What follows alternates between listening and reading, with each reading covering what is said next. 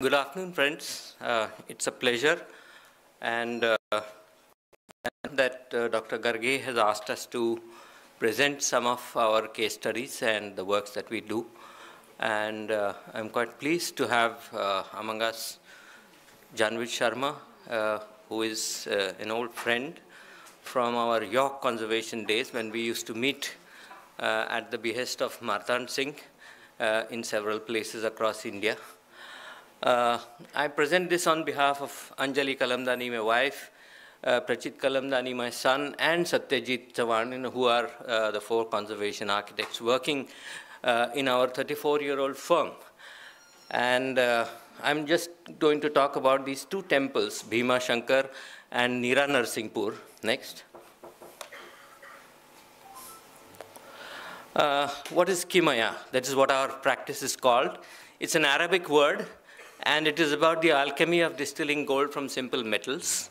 And for us, it is balancing charity and profit, theory and practice, conservation and new build, tradition and innovation, and global and local perspectives.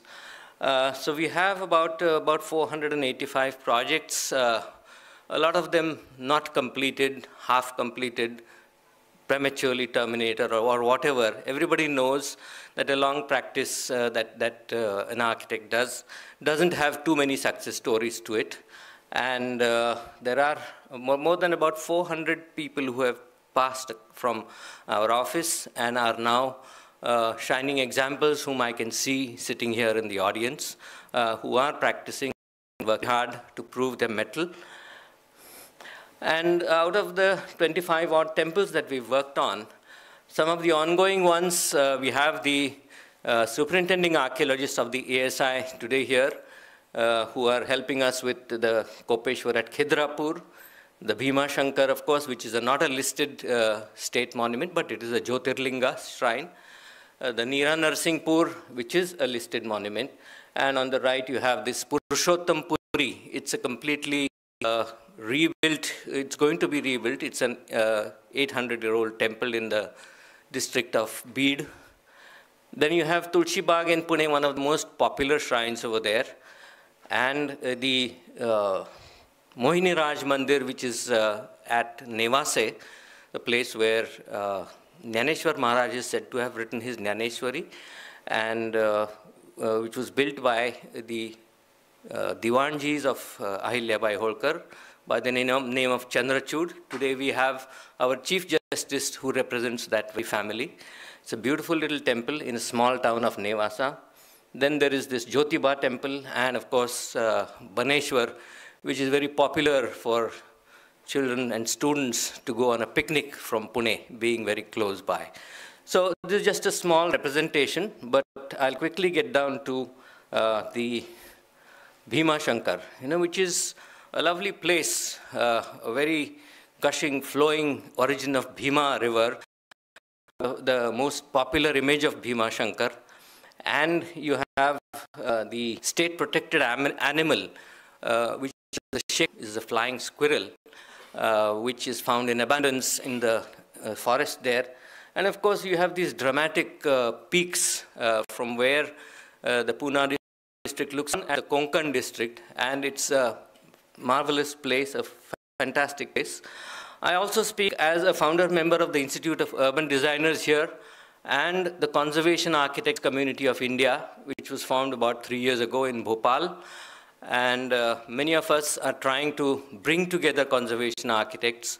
Some of you might also join that in future. Place of fantastic. Now here is kind of an aerial view showing Bhimashankar as a small little, and it's not the Conservation Architects Community of India, which was formed about and the entire forest of Bhimashankar that you see is bald patches are trying to bring together overall green carpet.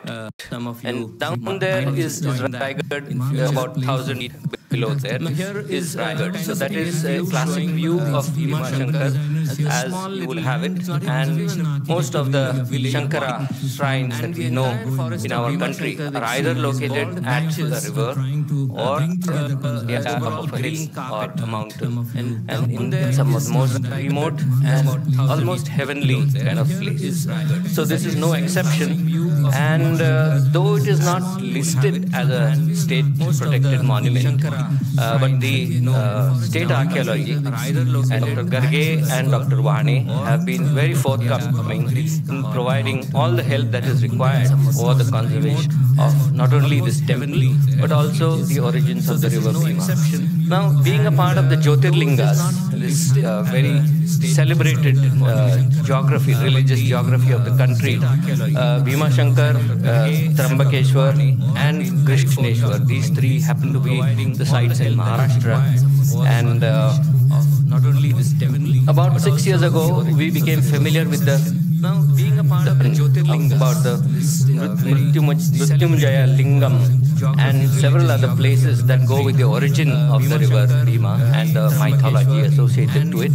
I won't go through it in detail just now, but I think the legend is indeed a part of the entire scenario that one deals with. The spotted cat there and the shekru being there, and the red dot shows you the exact location where this is located amidst a 134 square kilometer protected forest. Now everybody knows dealing with the forest, or for that matter, excuse me, Janvich, archaeology is a very difficult sort of game for any architect who wants to really work and get his project done quickly. Fortunately for us, the temple proper is neither part of the archaeology nor part of the forest. But of course, it brings with it its own challenges. And there we try to trace the origins of the Bhima river and the way it flows through it. And what we came to know is that there is a very tightly located network of houses and their water supply and drainage and road networks, which is scattered around the shrine. And none of them have got their land documents correct. Nobody owns even a single satpara of this land over here. But as Janvit said in the morning, that communities are important resource of any heritage site. And all of those communities who make their living through it, either by the or the people who sell various things that the pilgrims and visitors require, they have scattered around this little wadi, as they call it, and we had to contend with both of these.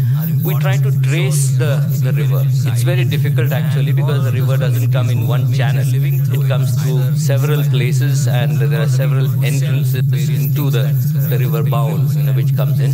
And you have many of these punds, that are part of this entire historic landscape. And there is all these, I'll go quickly to these three tenders that were floated. And one was about the temple and its surroundings, and one was about the origins of the river and the channel that the river takes. And of course, there's a third one which comes about the mandap of the temple, which was built in the 1960s in RCC, and which started leaking, and which was not very befitting to the temple. The temple construction work was redone by Nana Fadnavis in the late 18th century. And after he died, his wife completed that work. But the mandap was built much later, and I could place my hands on a book by the late Dr. M.S. Mate, a very respected historian of the Deccan College, who wrote about this, and which has got also an obscure photograph of the old temple mandap. Now, these are the 6 disciplines that we could list, under which we need to have studies, we need to increase our we need to study what goes into a project like this. And here we have all the garbage strewn around in the path of the river. That is when the monsoon is not on. After the 6 months of monsoon, it becomes a very dry channel, and that is the way people throw the garbage. So doing the solid waste management, the drainage, water supply, everything was required in this place. And what is left bottom of this slide is the curved kind of cloisters which were proposed in place of a pavilion that was built there. There is a proposal for the northern cloisters, which the community is not willing to give their houses for. But the mandap that you see in front of the Gabhara is one which is going to come about, and for which the tenders are out for the last 2 years. If you take a close look at the basalt of this temple, and there are these scores of religious figurines over there, and of course the kind of temple, Nagara style temple that has been built there, and some of the joints led to leaking inside that, and we had to correct that with pointing, cleaning of the basalt and all that, which the team of Savani's conservation engineers and applicants, they did that properly. Now, this was a column that you see that was built in that place on the left, and of course all the bottom, and everybody decided that it was a mistake, because Shankar Bhagwan तो कोई cricket खेलने वाले नहीं है और वहाँ पे बैठ के तालियां भी कोई बजाने वाला नहीं है. It was not a kind of a favorite structure of anybody really there, and so it was carefully dismantled, and the Bhima really flows underneath this place. And very quickly these were rebuilt in the traditional style using carved stone samples. And we, of course, floated the tenders, and the Savanis found that the best basalt of the longest lengths and the largest diameter stones come from the columnar basalts of Rajasthan. Though Maharashtra is very well known for its basalts at the given rates and using the stone cutting techniques that are available in the industries at Rajasthan, they could do all this, and they bring in there. That's Dr. Vahane and me standing in the day and trying to find out from where the water enters the RCC mandap. Of course, there's a joint between dissimilar materials, and we both sort of exactly located the point from where it happens, and a complete decision was taken to dismantle the RCC mandap, to reuse whatever stones what we could, because the temple trustees had collected donations from house-to-house collections there. So having the kind of empathy with them and trying to reuse all their stones is one of the mandates of this reconstruction program. Detailed drawings, of course, were made 1:1 and all that. And there the work, as you can see, very large stone. The main cutting of the stones came from Rajasthan, but the smaller carvings and the religious motifs were carved by people using hand tools and power tools, which was quite an impressive kind of display of craftsmanship and speed that happened there. Secondly, a sample was built, and that was approved by everyone. Then it went into cranes and all the beams and slabs, everything in stone, the columns, beams, slabs, arches, all that was done very quickly. Some of the deepmars that were also built by Ahilyabai Holkar was brought in. At the same time, another contractor from Aurangabad, Sai Constructions, he did the work of the channel, and in the monsoon we had a very good gushing sort of channel of the water that was flowing very strongly. And there you see some of the slow progress of the deepmar, where the reusable stone which was there from the dismantled ones was carefully put back, and wherever it was not possible to reuse, it was replaced. Now the channel, which is a sinuous sort of path that finds its way around the settlement, was also widened, and we made it into an extra wide channel. In the premises of the river, where you have the top, it is a kind of tunnel underneath, and it is, of course, accessible in 3 or 4 places for cleaning and occasional servicing. So this is entirely done in basalt and lime mortar. The kunds themselves were cleaned up wherever the missing stones or the required pointing was required. That was also done. And very contradictorily, a place called Jnanakund was full of garbage. And it was at one time also concrete. Now, we didn't realize that this is about 6 meters deep. And Anjali has done more of the site visits in this place than myself. And she's more familiar with all this. But I'm having the gift of the gab, so I'm just speaking on her behalf here. And here it is the cleaning of that kund. You can see some of the large stones down there. And you can also see some of the concrete that is being put up. And there's a proposal to make it accessible for the people, because people will find it very dangerous to use well, you know. So there are some modifications being proposed, as you can see from the section, which are coming up now. And there is the place of origin, the Bhima Ugam Sthan that it is called. Mr. Nippane, of the engineer from the State Archaeology Department, was extremely helpful to us in many ways. And wherever we could not really find any way forward, he has suggested many ways of keeping the heritage intact as well as bringing it up to date. Here you have even other places where we could not really build. It's all forest land, and we had to resort to only boulder pitching. And we had to negotiate all those steps in the thick forest and do the boulder pitching so that the soil doesn't erode in those places, and some amount of soil conservation takes place. So there you see the path, the pool of the knowledge, and the moksha kund, where the water reaches from underneath those segmental cloisters that have been built there. And of course, after the temple complex gets further up and goes into a place that is called Gupta Bhimashankar. So there's a lot of mystery about the Shankara mythology that has been kept intact over here. And several communities are jostling for space around this little place here. There you can see the diagram which shows you the Moksha Kunda, the Sarvatirtha Kunda, and several other smaller places. Dr. Garge was instrumental in correcting us about the proportion that a mandap should have to in plan as well as in section, and that the Nandi mandap should be a separate one and not an integrated one. So we sent him several alternatives, out of which then he picked the right one, and which was given the green signal.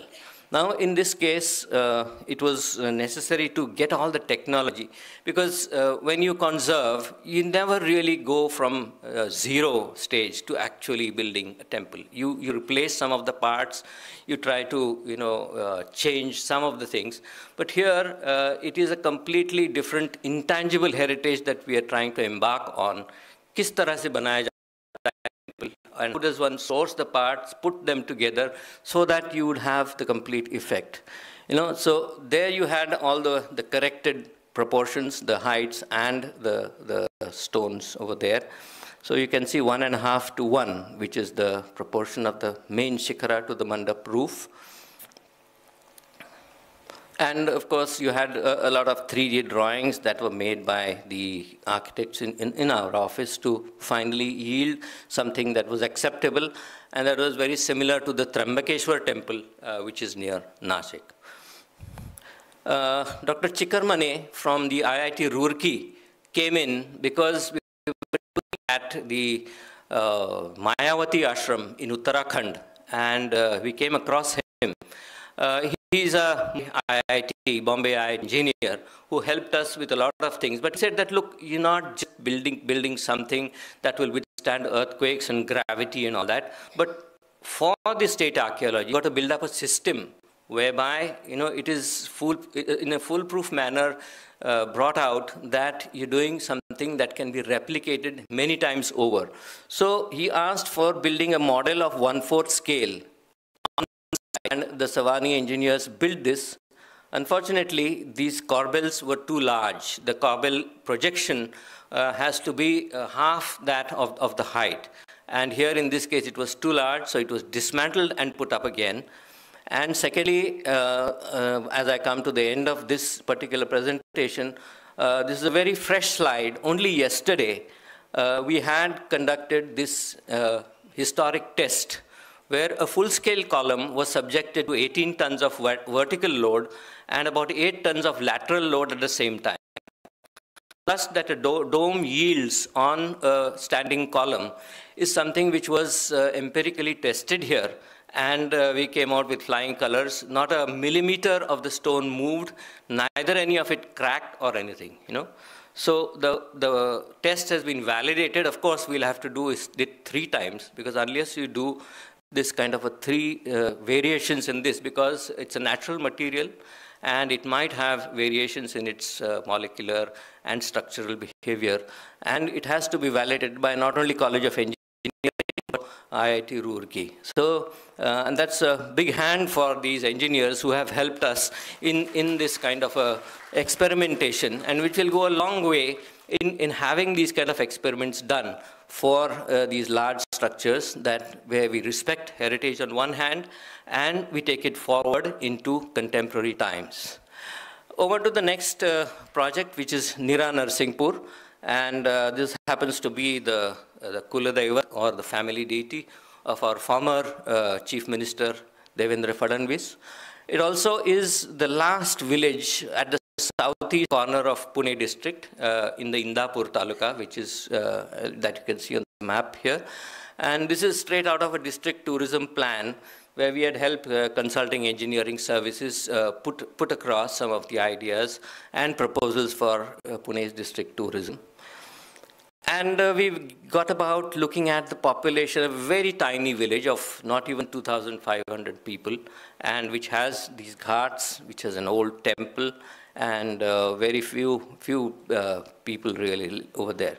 And for the first time as urban designers, we could put across an urban design map for a village.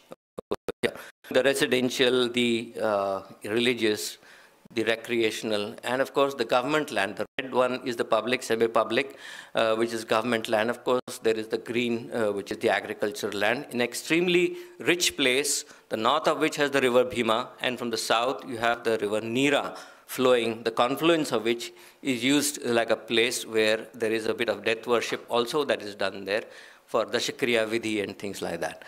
Now, look at this GR, you know, where the PWD, the archaeology, the MTDC, the MJP, which is actually the Water Sewerage Board formerly, all of them got together and signed this memorandum in which there was who will do what work in which year and how much and all that. Of course, everybody knows that government funding doesn't come in such fast bits, and neither does work get done so fast. It took another 3 years to get this, but at the end of 6 years, we can say we spent about 95% of the 260 crore budget that was given for this project, and everybody worked hand in hand. All the collectors, the divisional commissioners, and all of them really put their hands and heads together to yield this little village. And now here some of you see some of the work that was ongoing and some of the aerial surveys which were superimposed with the proposals. And in the bottom long picture you can see a new resort which is almost invisible on the landscape. Over there, a lot of the ghats being built in the traditional materials. Now, Nira Narsinghpur is a place where Shivaji Maharaj's grandfather, Malojiraje, built certain ghats. Of course, only the temple is a state-protected site, and the ghats, we would urge the state archaeology to notify them, because they have got these carvings of crocodiles, they've got elephants, they've got monkeys, and all that on the ghat itself, which is a very interesting ghat, and I've never seen such kind of ghats anywhere else.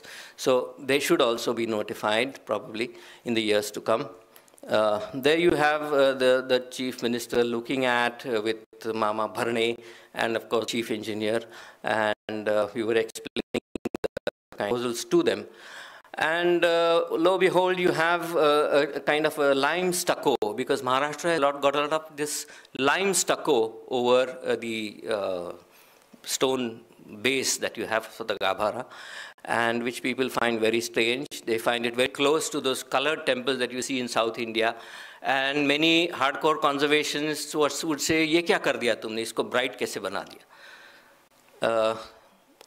There is also another phase in which Dr. Vane, with some other archaeologists, they removed a lot of seal and cement, the, so to say, 12th century statue of Narasimha. And what was revealed is a 5th century Vakataka period idol of Narasimha. So it took back the history of Nira Narsinghpur by at least 500 years. So these are amazing revelations that come when get into inside a conservation project. And there you see the Narasimha after removal of all that. Here you have two comparative images where you have all these deities at the cardinal point. And we were helped by Dr. Manager Singh of the ASI and by Dr. Sachin Joshi of the Deccan College to do an analysis of the paints that were found inside the niches of these temples. And all of these colors, none of them are imaginary. All of them are of the samples and scrapes taken from the temple surface. And of course, we as conservation architects had to do a little bit of rebuilding or kind of conjecturing some of the paints. None of the conjecture was based on any imagination or so-called creativity. It was part of the original design that we have replicated here. And the Hindu worldview, as it is an extremely colorful vision of what the heavens would be like.